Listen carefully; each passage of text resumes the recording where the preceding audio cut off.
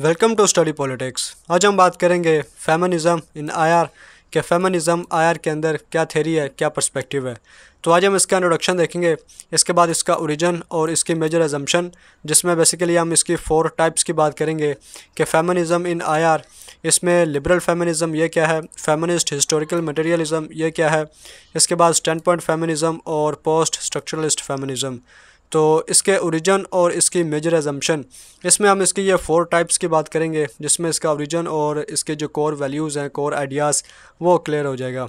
तो आज की इस वीडियो में हम सिर्फ इतना ही बात करेंगे और इसके बाद वाली वीडियो में हम इसके मेजर थीम्स पे बात करेंगे, जिसमें हम देखेंगे कि the state and power, identity and community, institutions and world order, और इस तरह ये बाकी सारी चीज़ें, इन सब के बारे में फेमिनिज़म किस एंगल से, किस पर्सपेक्टिव से देखते हैं, और आखिर में इसका क्रिटिसिज्म।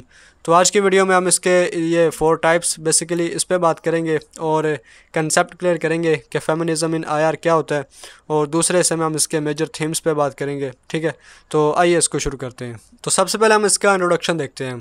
तो इंट्रोडक्शन शुरू करने से पहले एक बात मैं क्लियर करना चाहता हूँ कि आज की इस वीडियो में हम बात करेंगे फेमिनिज़म इन आईआर। ठीक है, तो व्हाट इज़ फेमिनिज़म और फेमिनिज़म इन आईआर, इन दोनों में फ़र्क है। तो व्हाट इज़ फेमिनिज़म, ये एक ब्रॉड टॉपिक है, ठीक है, ब्रॉड कंसेप्ट है। तो चूँकि हमारी वीडियो का टाइटल फेमिनिज़म इन आईआर है, तो उस पूरे फेमिनिज़म में जो चीज़ें आईआर से रिलेटेड हैं वो निकाल के आज हम देखेंगे कि फेमिनिज़म इन आईआर ये क्या होता है। तो इसके बाद हम शुरू करते हैं अपना इंट्रोडक्शन। तो फेमिनिज़म जो इन आईआर है वो ये कहते हैं कि अगर आप ये बात करते हैं कि फेमिनिज़म वुमन के बारे में है, वुमेंस राइट के बारे में है, तो फिर ये इसकी एक नैरो डेफिनेशन है। ठीक है, तो मतलब जो ये कहता है कि औरतों के हकूक़ के बारे में फेमिनिज़म है या औरतों के बारे में है, ठीक है, तो वो बेसिकली फ़ेमिनिज़म को सही तरह से जानते नहीं हैं। तो फेमिनिस्ट क्या बोलते हैं कि फ़ेमिनिज़म बेसिकली जेंडर लेंस है, ठीक है, जिसमें मैन और वुमन इनके पर्सपेक्टिव से, इनके नुक्ता नज़र से चीज़ों को देखा जाता है। अब इसका हम कंपैरिजन करते हैं रियलिज़म से, जिस तरह हमने रियलिज़म में देखा था कि वो ये बोलते हैं कि ह्यूमन नेचर इज़ सेल्फिश। तो वो कहते हैं कि इंसान की जो नेचर है वो सेल्फिश है, जिसकी वजह से स्टेट्स सेल्फिश हैं। ह्यूमन नेचर वो अग्रेसिव है, ठीक है, स्टेट्स भी अग्रेसिव हैं। इनका जो नेशनल इंटरेस्ट होता है, अनार्की की सिचुएशन है, ठीक है, वार की किसी सिचुएशन है, तो ये सारी की सारी चीज़ें ह्यूमन नेचर से आती हैं। तो वो चीज़ों को ह्यूमन नेचर के पर्सपेक्टिव से देखते हैं। तो सिमिलरली जो फेमिनिज़म इन आईआर है, तो वो आईआर को किस पर्सपेक्टिव से देखता है, जेंडर लेंस के पर्सपेक्टिव से देखता है कि माजी में या अब के जो मर्द हैं, ठीक है, वो किस तरीके से आईआर को देखते हैं, और जो ख़वातीन हैं, औरतें हैं, वो किस तरीके से, किस नुक्ता नज़र से आईआर को देखती हैं।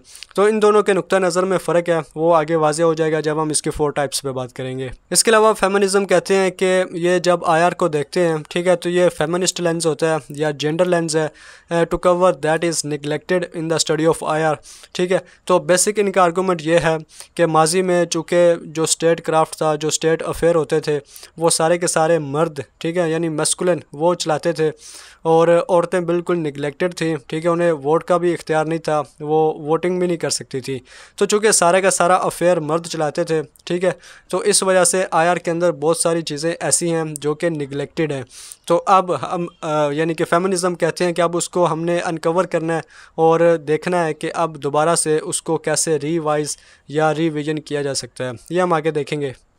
इसी तरह ये नीचे पॉइंट मैंने लिखा है कि डिस्कोर्स अबाउट आईआर और आईआर, तो ये स्मॉल आईआर में और कैपिटल आईआर में भी फ़र्क होता है, ये आप अलग से देख सकते हैं।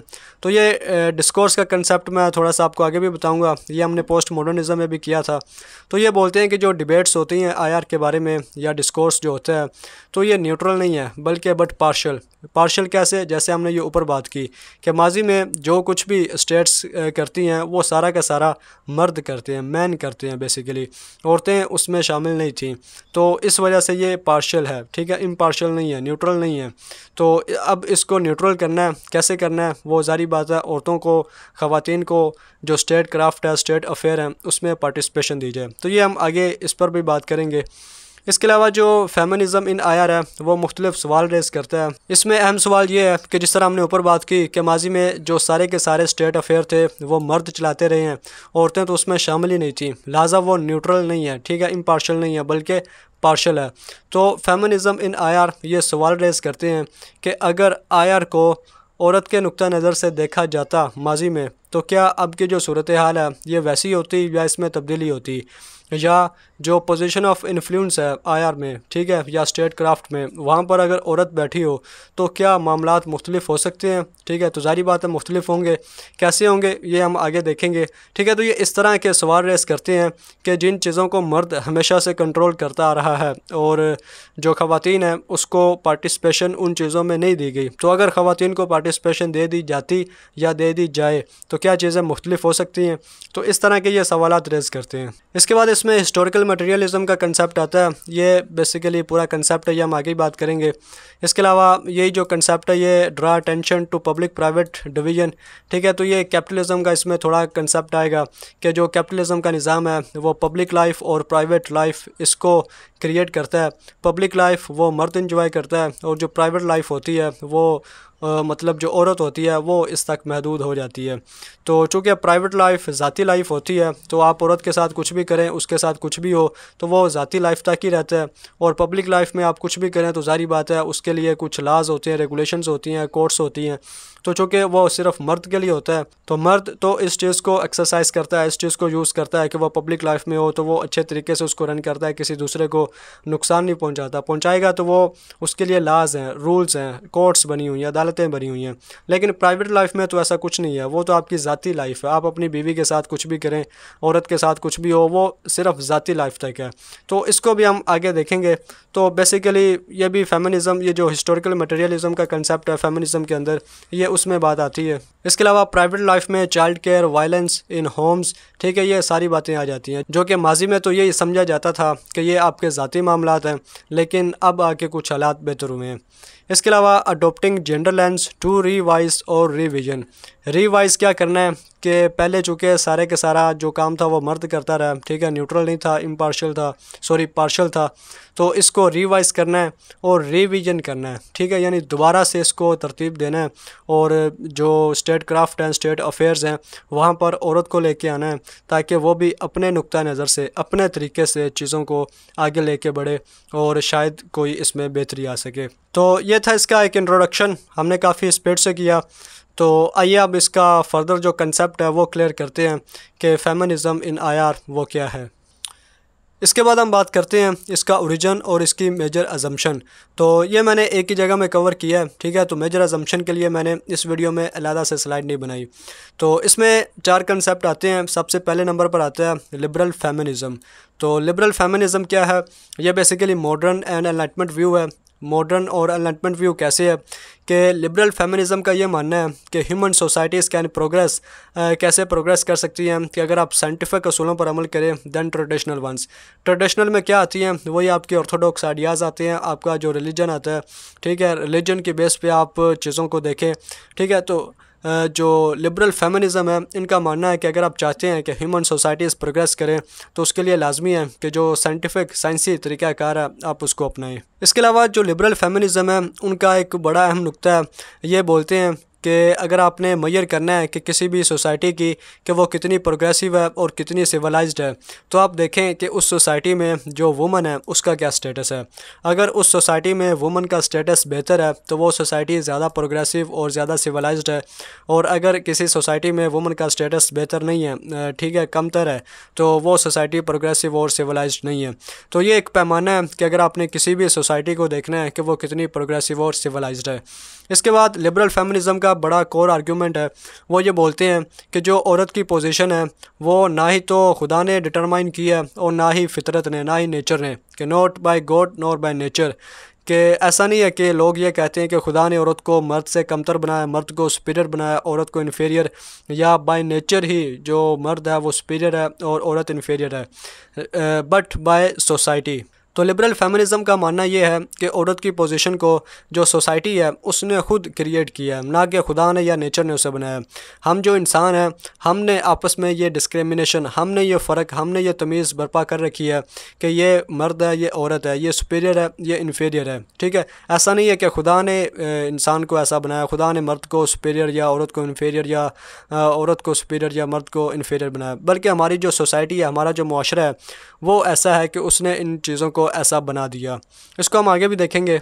इसके अलावा जो लिबरल फेमिनिज़म है, इनका एक और आर्ग्यूमेंट है कि अगर आप चाहते हैं कि औरत की पोजीशन एडवांस हो, वो आगे बढ़े, ठीक है, औरत का स्टेटस जो है वो बेहतर हो, तो पार्टिसिपेशन इन पब्लिक लाइफ ये ज़रूरी है। ये जिस तरह हमने पीछे इंट्रोडक्शन में भी किया था कि हिस्टोरिकल मटेरियलिज्म में बेसिकली हम ये देखेंगे कि जो कैपिटलिज्म का निज़ाम है, ये पब्लिक लाइफ और प्राइवेट लाइफ इसको तमीज़ करता है, इसमें फ़र्क क्रिएट करता है। तो यहाँ पर जो लिबरल फेमिनिज़म है, ये पब्लिक लाइफ की बात कर रहे हैं कि अगर आप चाहते हैं कि औरत का स्टेटस एडवांस हो, उसका स्टेटस बेहतर हो, तो जो औरत की पब्लिक लाइफ में शिरकत है उसको यकीनी बनाया जाए। यानी औरत घर की चार दीवारी से निकल के, प्राइवेट लाइफ से निकल के पब्लिक लाइफ में आए। इससे क्या होगा कि बेहतरी आएगी। इसके अलावा इनका मानना ये है कि जिस तरह हम ये कहते हैं कि जो मैन है वो इंटेलिजेंट होते हैं, इंटेलेक्चुअल है, इसके अलावा मॉरल डेवलपमेंट रैशनल होते हैं, तो इसी तरह अगर औरत प्राइवेट लाइफ से निकल के पब्लिक लाइफ में आएगी तो मर्द की तरह औरत भी इंटेलेक्चुअल जो खसूसियात हैं उसको गेन करेगी या इंटेलेक्चुअल बनेगी। इसके अलावा उसकी भी मॉरल डेवलपमेंट होगी और उसकी जो रैशनल खसूसियात हैं, रैशनल कैपेबिलिटीज़ हैं, वो ज़्यादा से ज़्यादा इंक्रीज़ होंगी। तो इन सब के लिए क्या ज़रूरी है कि आप औरत को प्राइवेट लाइफ से निकाल के पब्लिक लाइफ में लेके आएँ। इसके अलावा woman can vote, debate, political participation उसमें ये हिस्सा ले सकती है। इसके अलावा जो सोशल सर्कल है उसमें वो पार्टिसिपेट कर सकती है, इसकी मॉरल डेवलपमेंट हो सकती है, ठीक है, रादर दैन प्राइवेट स्फेयर। यही ऊपर वाली बात हो रही है कि उसे ज़ाती ज़िंदगी में रखने की बजाय, ठीक है, प्राइवेट लाइफ, उसे घर की चार दीवारी में बंद रखने की बजाय आप उसे बाहर लेके आएँ, आप उसे पब्लिक लाइफ में लेके आएँ। मर्द की तरह वो भी वोट दे सकती है, डिबेट कर सकती है, पॉलिटिकल पार्टिसिपेशन कर सकती है, ठीक है, और इस तरह जो हर काम मर्द कर सकता है वही सारे काम औरत भी कर सकती है। कोई इसमें फ़र्क नहीं है। फ़र्क क्यों नहीं है? यही बुनियादी आर्गूमेंट कि ना ही खुदा ने औरत को सुपीरियर या इन्फीरियर, ना ही नेचर ने औरत को सुपीरियर या इन्फीरियर बनाया, बल्कि ये जो हमारा माशरा, हमारी सोसाइटी, इसने ये तमीज़ बना रखी है कि ये औरत है, ये मर्द है, औरत के काम ये हैं, मर्द के काम ये हैं, ठीक है। यहाँ पर डिस्कोर्स का कंसेप्ट आता है। ये बेसिकली मैं आपको पोस्ट स्ट्रक्चरलिस्ट फेमिनिज्म में बताऊंगा, जो इससे आगे एक पॉइंट आता है, तो उसमें ये बात ज़्यादा वाज़ेह हो जाएगी। इसके अलावा वुमन एंड मैन अलाइक, ठीक है, दोनों जो वुमन एंड मैन है ये दोनों बराबर हैं। डिफरेंसेस आर ऑफ डिस्क्रिमिनेशन, ठीक है, तो कोई इनमें वाज़ेह फ़र्क नहीं है, ठीक है।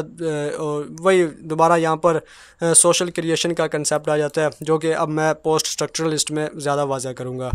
तो ये था लिबरल फेमिनिज़म, ठीक है, जिनका मॉडर्न व्यू है, एनलाइटमेंट व्यू है कि अगर आप औरत को बराबर का स्टेटस दें, मर्द के बराबर, तो जिस तरह मर्द काम करता है उस तरह औरत भी कर सकती है। औरत को आपने प्राइवेट लाइफ में, ज़ाती ज़िंदगी में बंद कर रखा है, तो उसे प्राइवेट लाइफ से निकालें और पब्लिक लाइफ में लेके आएँ, तो माशरे में बेहतरी आ सकती है।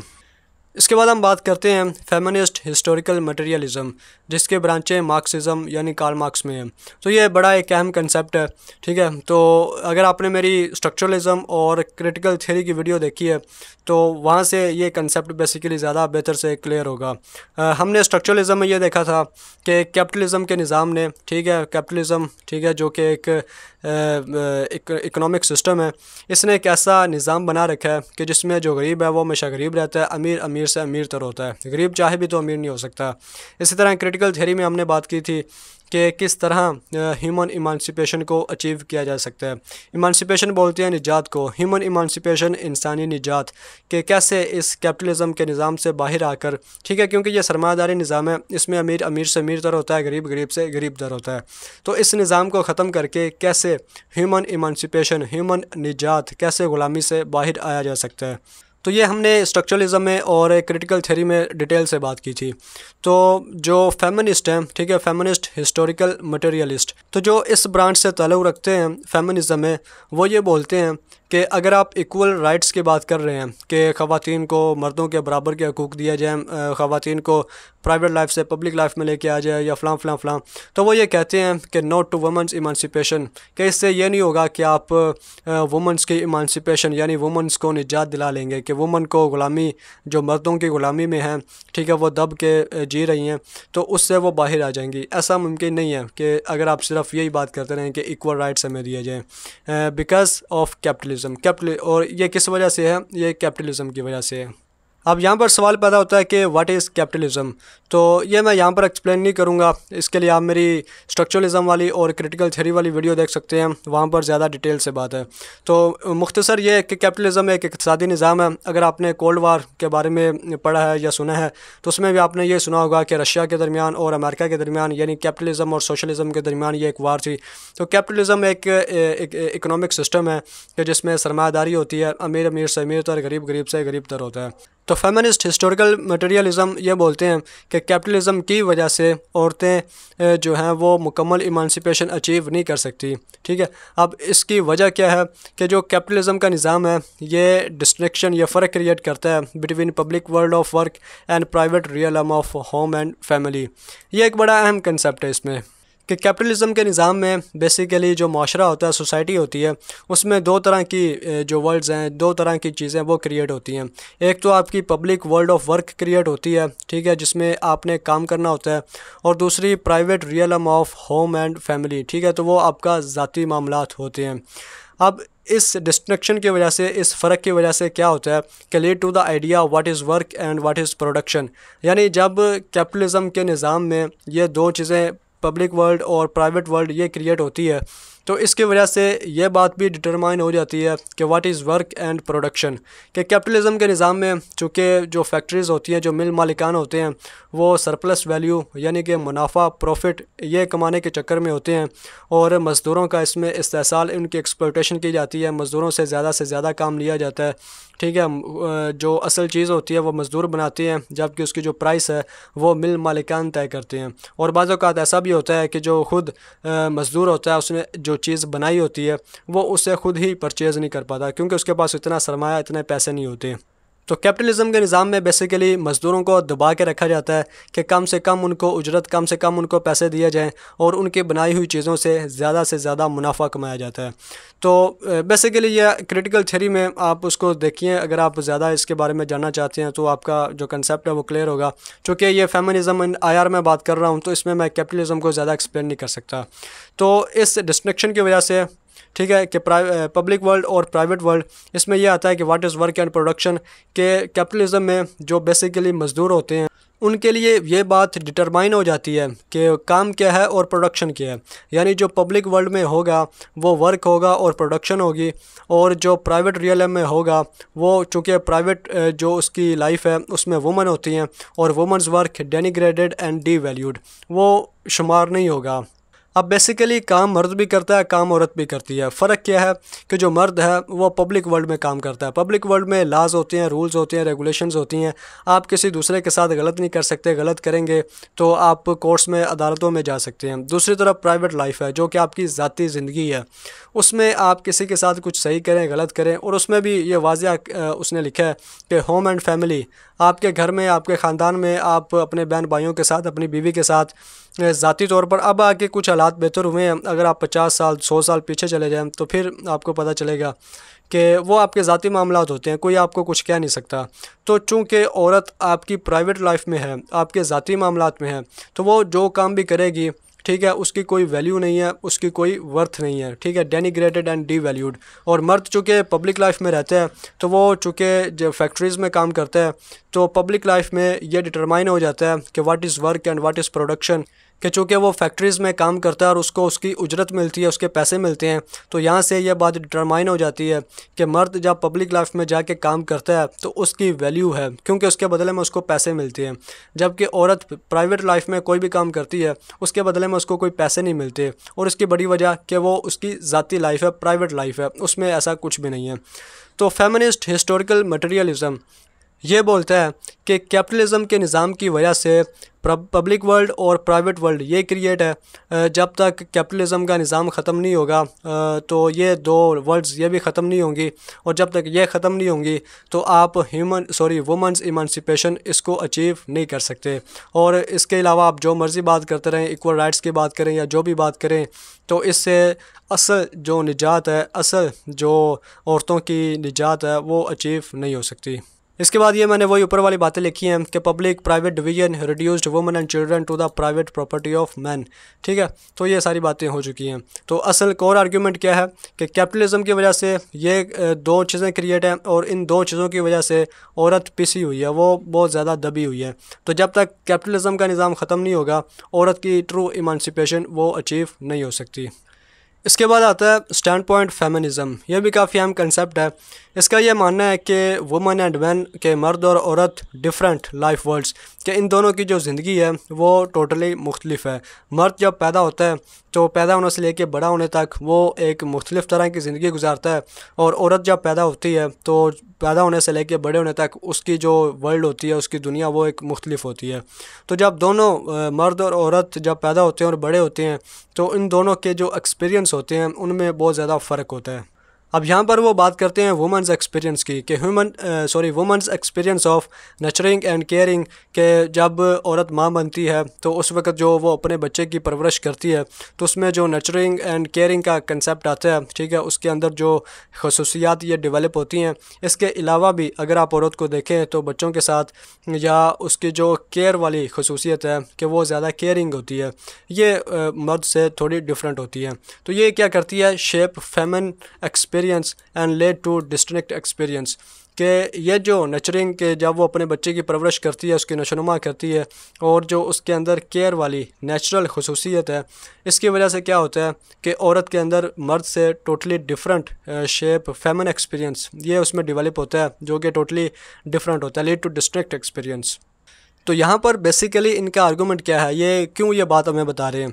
इनका कहना ये है कि अगर आप औरत को पॉलिटिकल वर्ल्ड में या स्टेट अफेयर में पोजीशन ऑफ इन्फ्लुएंस यहाँ पर लेके आएँ तो चूँकि वुमन का जो एक्सपीरियंस होता है वो बड़ा नशोनुमा वाला होता है, नर्चरिंग वाला होता है, केयरिंग होता है, तो अगर वो पोजीशन ऑफ इन्फ्लुएंस पर होगी तो वो अपने इस ज़ाती जो उसका एक्सपीरियंस होता है उसको यूज़ करेगी और एक पीसफुल सोसाइटी उसको कायम करने में काफ़ी ज़्यादा मदद देगी। क्योंकि फेमिनिज़म का एक मानना ये भी है कि जो अग्रेसिव बिहेवियर है वो मर्द से रिलेटेड है। क्योंकि माजी में हम आगे थीम्स में भी बात करेंगे स्टेट एंड पावर में कि माजी में क्या था कि जो वेपन्स थी वो मर्दों के पास थी और जितनी भी वार्स हुई वो मर्दों ने लड़ी, और औरतें दूसरी तरफ अनआर्म्ड थी, उनके पास कोई असला नहीं था बल्कि उनको प्रोटेक्ट किया जाता था। तो ये जो अग्रेसिव बिहेवियर है ये मर्द से रिलेटेड है। तो चूँकि औरत के पास एक केयरिंग एक्सपीरियंस है, नर्चरिंग का एक्सपीरियंस है, तो इसको यूज़ करके पीस कायम किया जा सकता है। इसके अलावा स्टैंड पॉइंट का माना ये है कि gender identities through process of socialization कि जब एक बच्चा फ़र्ज़ करें कि घर में एक लड़का और एक लड़की पैदा होती है तो ये हमारा माशरा है, ये उसकी सोशलाइजेशन है जो ये तय करेगी कि ये लड़का है और ये लड़की है। जिस तरह आमतौर पर ये मिसाल दी जाती है कि जब लड़का पैदा होता है तो उसके जो कपड़ों का रंग होता है वो डिफरेंट होता है, लड़कियों का कपड़ों का रंग डिफरेंट होता है। लड़कियों के जो बाल होते हैं वो बड़े होना शुरू हो जाते हैं, लड़कों के बाल कटवा दिए जाते हैं, इस तरह जूतों में, उनके कपड़ों में, और फिर उनके जो नाम रखे जाते हैं। ये सारा का सारा जो काम होता है, उनकी जो सोशलाइजेशन होती है, ये बड़ा अहम रोल अदा करती है जेंडर आइडेंटिटी को क्रिएट करने में। ठीक है, तो थ्रू प्रोसेस ऑफ सोशलाइजेशन जिस तरह से मर्द और औरत की सोशलाइजेशन होती है उस तरीके से उनकी ख़ास तरह की आइडेंटिटी वो क्रिएट की जाती है। इसके बाद स्टैंड पॉइंट फेमिनिज़म ये बोलता है, जिस तरह मैंने ऊपर भी बात की, कि legitimate social knowledge can be constructed. ठीक है, कि अगर आप औरत को पोजीशन ऑफ इन्फ्लुएंस पे लेके आएँ, ठीक है, तो इस तरीके से क्या एक नए तरीके से, एक नए ज़ाविये से नॉलेज को क्रिएट किया जा सकता है। कि पहले चूँकि सारा का सारा काम मर्द करता था, जो स्टेट अफेयर थी, जो डिप्लोमेट्स थे, जो वार्स लड़ी गई, सोल्जर्स, जो कुछ भी था माजी में वो सारा का सारा मर्द करता था। तो अब अगर आप एक नए ज़ाविये से, एक नए पर्सपेक्टिव से, औरत के एंगल से चीज़ों को देखें कि जिसमें उसकी नर्चरिंग की, केयरिंग की खसूसियत शामिल है, तो इस तरीके से एक नए तरह का social knowledge can be constructed. इसके अलावा from margin to the centre, कि औरत को अगर आप मार्जिन से यानी एक कोने से उठा के सेंटर में लेके आएँ, ठीक है, और उसके नुक्ता नज़र से चीज़ों को देखें, तो फिर भी आप एक लेजिटिमेट सोशल नॉलेज इसको क्रिएट कर सकते हैं। तो ये है स्टैंड पॉइंट फेमिनिज़म। बेसिक इनका आर्गूमेंट ये है कि मर्द और औरत जब से पैदा होते हैं तो उनके जो तजर्बे होते हैं वो टोटली डिफरेंट होते हैं। तो माजी में चूँकि सारा का सारा काम सारा कुछ मर्द ने किया, तो अब अगर आप औरत के तजर्बे को, औरत के एक्सपीरियंस को, जिसमें ख़ास तौर पर बिलखसूस केयरिंग वाला और नर्चरिंग वाला एक्सपीरियंस सिर्फ़ उसी के हक़ में आता है कि ये सिर्फ़ औरत के पास एबिलिटी खसूसियत नेचुरल है कि वो ज़्यादा केयरिंग होती है, ज़्यादा उसके पास नौशनुमा की खसूसियत है जब वो बच्चे की परवरिश करती है। तो इस एक्सपीरियंस को यूज़ करके आप एक नए तरह का लेजिटिमेट सोशल नॉलेज इसको क्रिएट कर सकते हैं और एक नए ज़ाविये से, नए पर्सपेक्टिव से चीज़ों को देख सकते हैं। इसके बाद सबसे आखिर में आता है पोस्ट स्ट्रक्चरलिस्ट फेमिनिज़म। तो इसमें सबसे अहम कंसेप्ट आता है डिस्कोर्स का। ये हमने पोस्ट मॉडर्निज़म में डिस्कोर्स का कंसेप्ट पढ़ा था, जो फ्रेंच फ़िलोसोफ़र हैं मिशेल फोकू, ये उनकी तरफ से दिया गया है, जो डिस्कोर्स पर काफ़ी ज़्यादा इसको इम्पोर्टेंस देती हैं। इनके मुताबिक जो असल पावर होती है, ठीक है, वो डिस्कोर्स के अंदर होती है। डिस्कोर्स क्या होती हैं? ये डिबेट्स होती हैं कि जब भी 4-5 बंदे, फ़र्ज़ कर लें कि आप अपने दोस्तों के साथ 5-10 बंदे बैठे हुए हैं और आप किसी सियासी मौजू पर या किसी भी मौजू पर डिबेट कर रहे हैं, तो ज़ाहिर बात है आप किसी एक मौजू पर डिबेट कर रहे होते हैं तो वो आपका एक ऑब्जेक्ट होता है।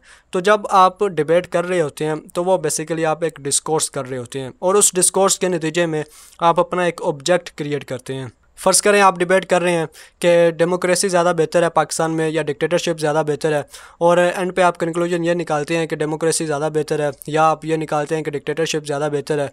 तो ये बेसिकली आपने अपना एक ऑब्जेक्ट क्रिएट कर लिया, आपने एक कंक्लूजन फाइंड कर ली, ठीक है। तो इसी तरह जो पोस्ट स्ट्रक्चरलिस्ट फेमिनिज़म है, ये बोलते हैं कि जेंडर एज डिस्कर्सिवली कंस्ट्रक्टेड, यानी बेसिकली ये मर्द और औरत में फ़र्क को समझते नहीं है। ये कहते नहीं है कि ये मर्द है, ये औरत है, बल्कि इनके मुताबिक जेंडर जो है वो डिस्कर्सिवली कंस्ट्रक्टेड है कि ये डिबेट्स के ज़रिए, डिस्कोर्स के ज़रिए ये तय किया गया कि फ़लाँ बंदा मर्द है, फ़लाँ बंदा औरत है। ये कुछ जो हमने पीछे कंसेप्ट पढ़ा है स्टैंड पॉइंट फेमिनिज़म, उससे रिलेटेड है, लेकिन काफ़ी ज़्यादा मुख्तलिफ भी है, ये हम नीचे देखेंगे। इसके अलावा कंसेप्ट ऑफ अदर, इनके मुताबिक जब आप ये कहते हैं कि यह मर्द है, ठीक है, तो इसका अपोजिट ज़ाहिर बात है एक औरत भी है। अगर आप कहते हैं औरत है तो उसका अपोजिट मर्द भी है, ठीक है।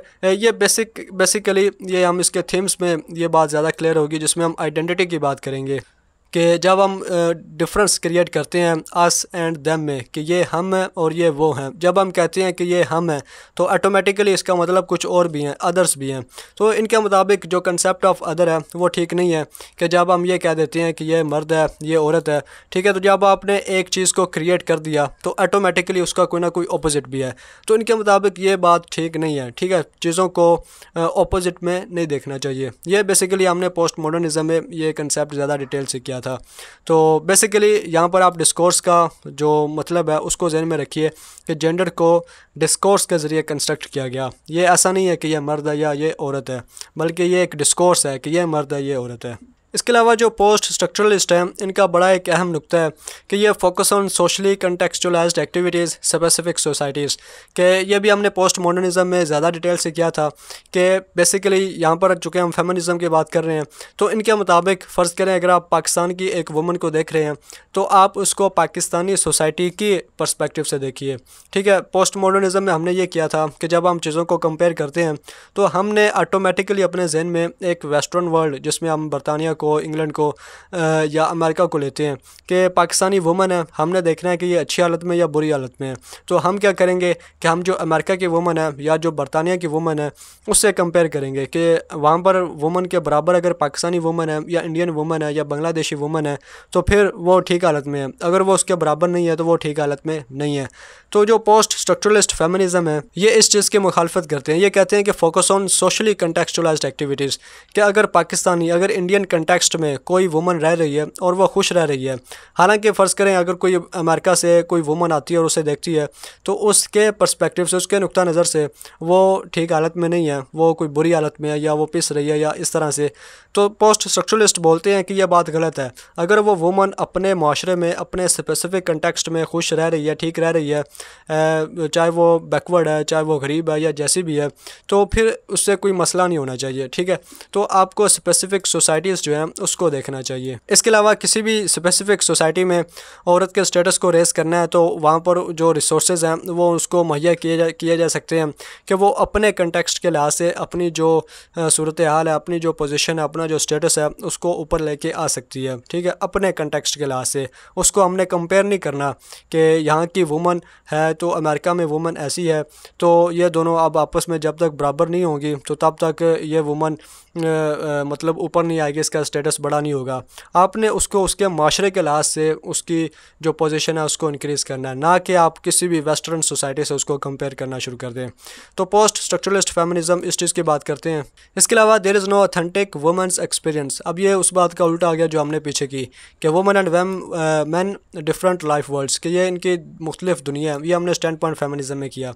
तो यहाँ पर ये बोलते हैं कि there is no authentic women's experience, कि ऐसा नहीं है कि वुमन पैदा होती है तो उसका मुख्तलिफ तजुर्बा होता है, मर्द पैदा होता है तो उसका कोई मुख्तलिफ तजुर्बा होता है। ये बोलते हैं ऐसा नहीं है। तो फिर कैसे है? इनके मुताबिक पर्सनस अंडरस्टैंडिंग मैस्कुलिन और फेमन, मैस्कुलिन आपको पता है कि जो चीज़ें मर्द से रिलेटेड होती हैं, फेमन जो औरतों से रिलेटेड होती हैं, कि कोई भी शख्स जो अंडरस्टैंड करता है कि ये मर्द है ये औरत है, तो वो इस तरह से नहीं करता कि उसके सामने कोई शख्स खड़ा है, चाहे वो मर्द है चाहे वो औरत है, तो वो मर्द को देख के कहता है ये मर्द है, औरत को देख के कहता है ये औरत है। ऐसा नहीं होता है कि देख के चीज़ों को कहें, बल्कि through language, symbols and stories. ठीक है, इसके ज़रिए हम ये डिटरमाइन करते हैं कि कौन मर्द है कौन औरत है। अब फ़र्ज़ करें कि हम जानते हैं कि जो मर्द होता है, अगर आप साइकोलॉजी में जाएं तो जो मर्द होता है वो एक ख़ास तरह की वोकेबलरी, ख़ास तरह की लैंग्वेज यूज़ करता है, ख़ास तरह के वर्ड्स वो सिर्फ मर्द ही यूज़ करता है, और कुछ ख़ास तरह के वर्ड्स हैं जो हमेशा औरत यूज़ करती है। इस तरह कुछ ख़ास तरह के सिंबल्स हैं, कुछ ख़ास तरह की स्टोरीज़ हैं जो सिर्फ मर्द से रिलेटेड हैं और ख़ास तरह की सिर्फ औरत से। तो पोस्ट स्ट्रक्चरलिस्ट फेमिनिज्म बोलते हैं कि ऐसा मुमकिन है कि एक मतलब कोई इंसान है वो जिसे हम औरत कहते हैं, या एक इंसान है जिसे हम मर्द कहते हैं, तो मर्द औरतों वाले काम करे। फ़र्ज़ करें अगर मर्द लंबे बाल रखे तो हमारे माशरे में ये कहा जाता है कि क्या भाई कैसे औरतों वाले काम कर रहे हो, या औरत कोई छोटे बाल रख ले तो हम कहते हैं कि क्या मर्दों वाले काम कर रहे हो।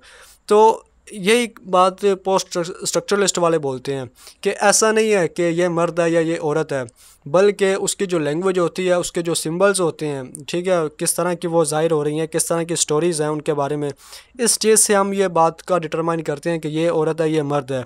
ठीक है, इनमें कोई फ़र्क नहीं है, इनमें कोई तमीज़ नहीं है, दोनों एक बराबर हैं। Man and woman are alike. ठीक है, ये जो फ़र्क है ये सिर्फ लैंग्वेज का है, सिंबल्स का है, स्टोरीज़ का है, और ये लैंग्वेज, ये सिंबल्स, ये स्टोरीज़ ये ख़ुद हमने डिटरमाइन किए हैं। ठीक है, कि ये ख़ास तरह की लैंग्वेज मर्द बोलता है, ये ख़ास तरह के सिंबल्स औरत के हैं, ये ख़ास तरह के रंग औरत के हैं, ये ख़ास तरह के रंग मर्द पहनेगा, ख़ास तरह के जूते औरत पहनेगा, ख़ास तरह के कपड़े मर्द पहनेगी। ठीक है, तो ये सारा काम हमने किया और इस बेस पे हम ये डिटरमाइन करते हैं कौन मर्द है या कौन औरत है। उसके जिस्म के लिहाज से हम ये डिटरमाइन नहीं करते कि कौन मर्द है या कौन औरत है। ठीक है, इसके अलावा gender is discursively constructed, no fix essence.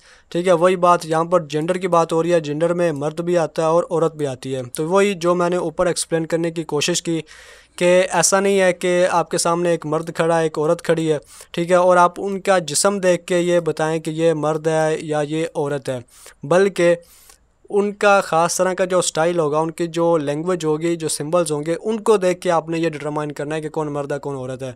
ऐसा मुमकिन है कि जिस तरह मैंने मिसाल दी कि कोई औरत छोटे बाल रख ले तो आप यही कहेंगे कि क्या मर्दों वाले काम कर रही हो, या और कोई शख्स लंबे बाल रख ले तो आप ये कहते हैं कि क्या औरतों वाले काम कर रहे हो। ठीक है, तो इसकी कोई फ़िक्स एसेंस नहीं है।